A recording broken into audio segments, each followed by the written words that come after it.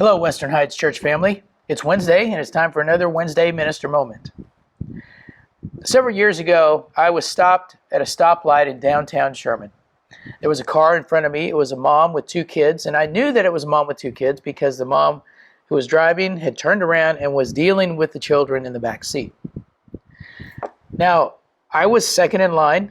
There was a red light, and just on the right, there was a place where cars could pull in that lane and then turn right on red if that's what they chose to do. And it happened to be that there was a car that did that. Pulled up, sat for a few seconds, was clear, and so it turned right. Now this mom was focusing on her children, but she saw that car out of the corner of her eyes, and when she saw that car go, she made an assumption. And that assumption was that the light had just changed to green. But it hadn't changed yet. She turns around and she begins to go. She doesn't see the pickup truck that's coming on the left side. And as she gets into the intersection, that truck hits her. Now, everyone's okay. No one is injured, but both of the vehicles are damaged. And she has made a bad choice based upon her perspective at the time.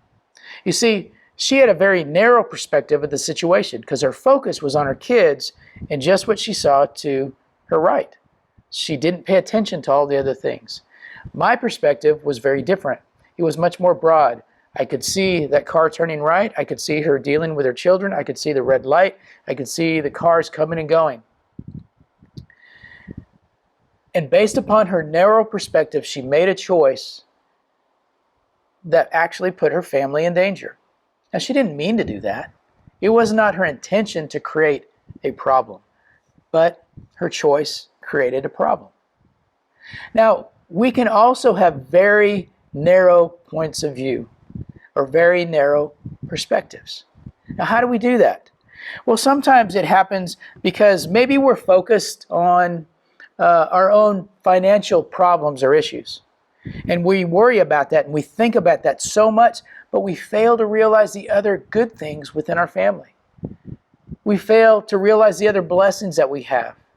And it can cause us to act in ways that we really wouldn't want to act, or that definitely our family doesn't want us to act. It could be that our focus is on the sins of others, but we fail to see the sin in our own life, and we fail to change as a result of that.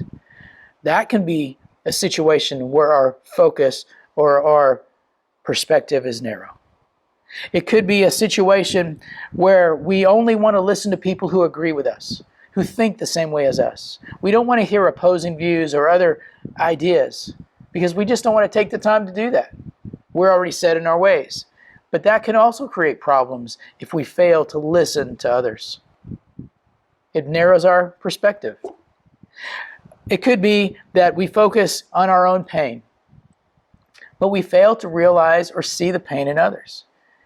And sometimes we fail to care about the pain that others go through. You see, I think God wants us to have a broader view of things. Well, what do you mean by that? Well, if you pay attention to Jesus in the Sermon on the Mount, in chapter 7, Jesus gives us the golden rule. He says, do unto others as you would have them do unto you. Basically, what he's saying is treat other people the way you want to be treated. So let's say that person in front of you is feeling a certain way, or maybe they've done something and you feel like you need to respond in some way to them. If you were them, how would you want to be responded to? How would you want someone to treat you? Put yourself in their shoes. See things from their point of view. And when we do that, we're much more open-minded. We have a broader perspective. Now, it doesn't mean you necessarily agree with that person. I don't think Jesus is saying you agree with the other person, but when you put yourself in their place, you see things differently and you have a better and greater understanding. Paul talks about this in a little bit different way in 2 Corinthians chapter 4. In chapter 4, he says this, starting in verse 16. Therefore, we do not lose heart, though outwardly we are wasting away. Yet inwardly we are being renewed day by day. For our light and momentary troubles are achieving for us an eternal glory that far outweighs them all. So we fix our eyes not on what is seen, but what is unseen. Since what is seen is temporary, but what is unseen is eternal.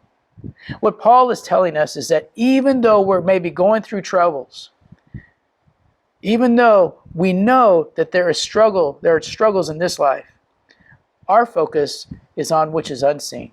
Our focus is on the spiritual, because that lasts. That's eternal. So think of it like this. You've got someone in front of you that you need to deal with in some way. And what Jesus says is, you put yourself in their place. How would you want to be treated if you were them? But as you do that, you also take into consideration that it's not just about what you see. It's not about just the pain that we go through or the struggles that we have. It's about spiritual things, things that last.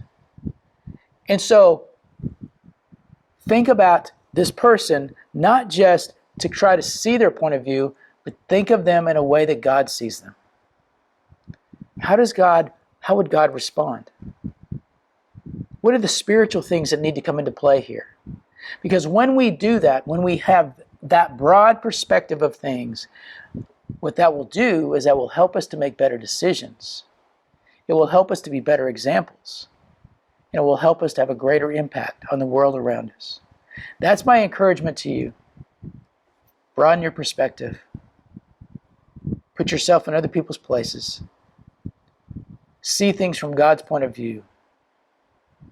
And focus on the spiritual.